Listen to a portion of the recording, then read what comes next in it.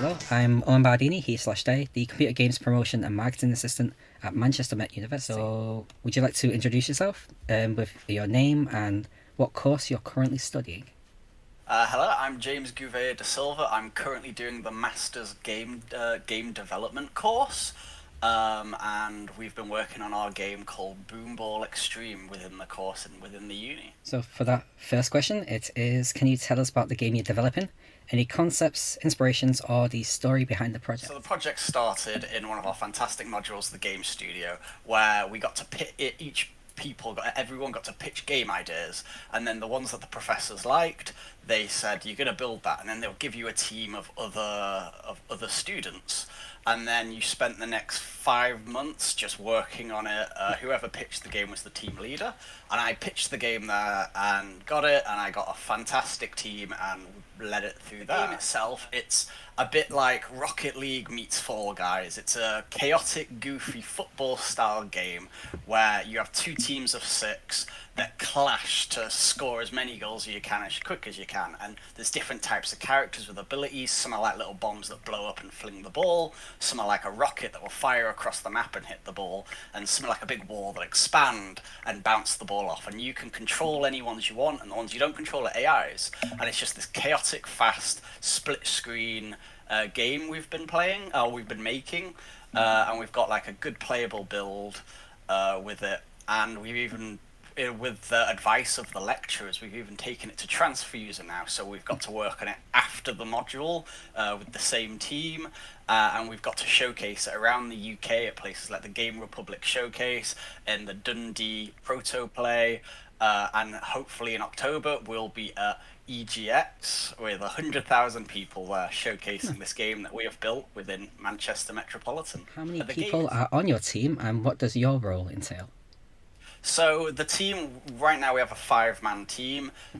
Three of us started in this module. So there was 5 of us originally when we started building it in the module, but then 2 of the people didn't want to take this further to Transfuser, but 2 of them did. So there's myself, and I'm the team leader. I organize what we're all doing. I plan what needs to be done each month and how we're going to accomplish that with all our time management and things like that. We have Oliver Farrahut. He's he's our artist and animator. We have Walling Zhao. He's our lead programmer. They're both from the Manchester Metropolitan course. And then when we took this further to Transfuser, we picked up a good friend of mine, Max Clark, to do the sound and music, and Kenneth Ko, one of Walling's friends from his undergrad, to be another programmer on us. And we've been working together for 5-6 months now on the game after the module, and it's come along lovely. What is currently the most challenging part of the development process, and do you have any plans or ideas on how to overcome the issues?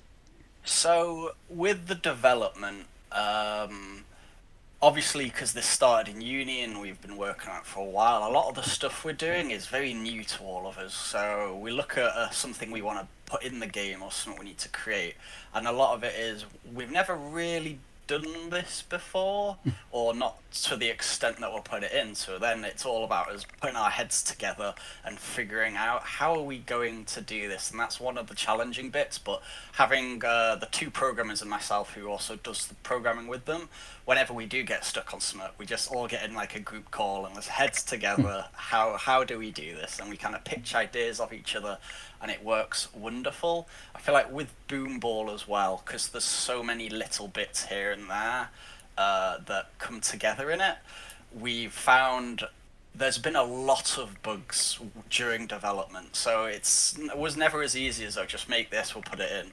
You'd do that and there'd be loads of bugs or something would break. A lot of the time it was really funny. Like, we do have a document of some of our funniest bugs. But a lot of it's been, you can make the game, but then making it smooth and polished, that's taken the most time throughout this, and making something that just works really well and feels really good and fun to play. How do you handle time management and deadlines for projects such as these, and are there any strategies that work particularly well? So with time management and deadlines, I find like a lot of that is somewhat for me to organise, as I'm the team leader. But to make it easier, one thing I've found is Oliver, our artist and animator, he's almost like the backup guy as well, so we kind of both handle it together. Whenever we get important emails from MMU or Transfuser, we request that both of them get us, so then we can then, or we always know someone has always seen them, we can discuss, and then we can at least both be on the same page. And as well as that, we find that for time management and deadlines, our most valuable thing is the Trello we use. We keep all the tasks very well organized. We do different boxes for each month's tasks and progressions.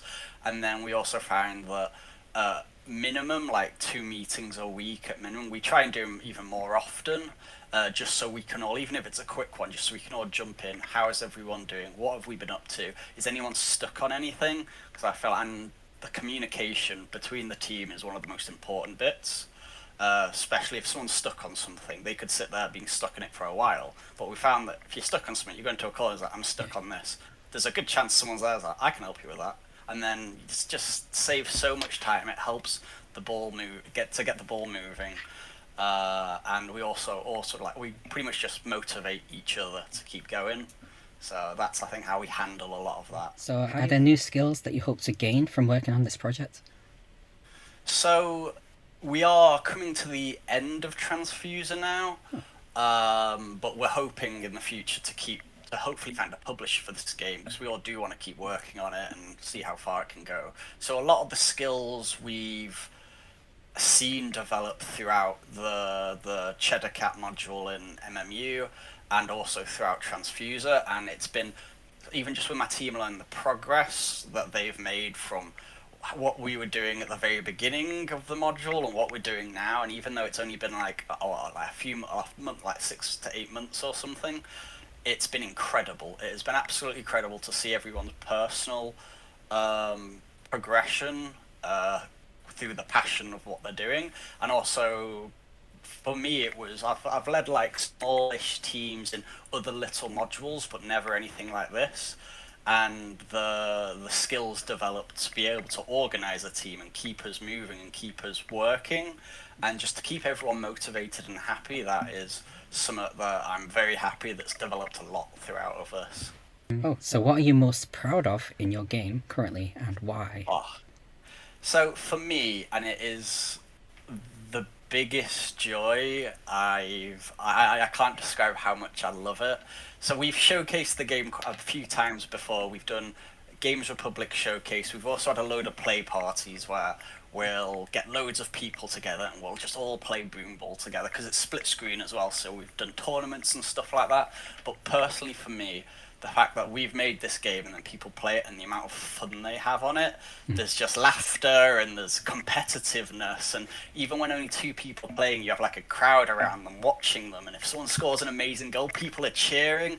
When I see that, I feel so proud that we built this. You know, I remember just pitching this game and now people are playing it and having so much fun, and it's, I think, the fun that people have playing it, that is, I'm so proud that we've accomplished that. What advice would you give to other students or recent graduates who are just starting their game development projects?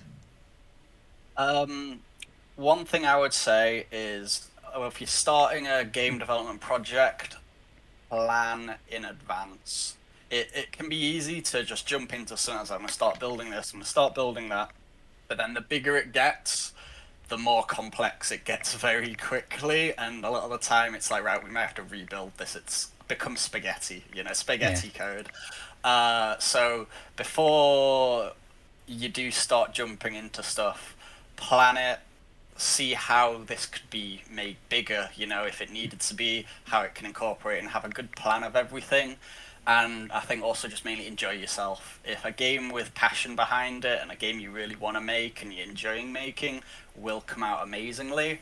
And also take any opportunities that you're offered or you hear about, because like I said, we've been doing this through Transfuser and it's been incredible, and that was only because the lecturers at LNMU, they mentioned this game, you should take it forward, and I'm like, you know what, yeah, we will then. And it's been the most incredible thing I think we've ever done, all of us, the team. Yeah. So that was all the questions, so thank you very much for joining us, and we'll see you later. Oh, thank you very much for having me. Bye.